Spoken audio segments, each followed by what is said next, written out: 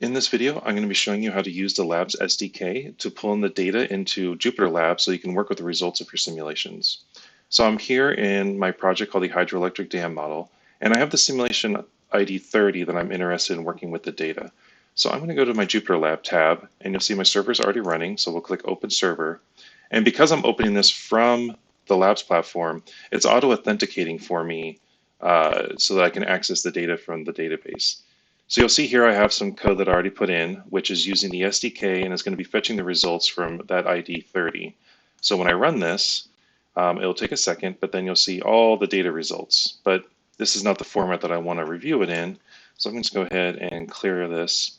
And I'm going to actually use a data frame so that it's easier to see the results. I'm also going to be using matplotlib. And the reason why I have to install this first is because we don't pre-install graphical packages for you so that you can choose the one that you want to use. So now when I run this, because I'm putting into a data frame, you'll be able to see that my results are much cleaner and easier to see. And I can also then use that data frame to go ahead and make a chart. And that is how you use the Labs SDK to pull in data from the Labs platform.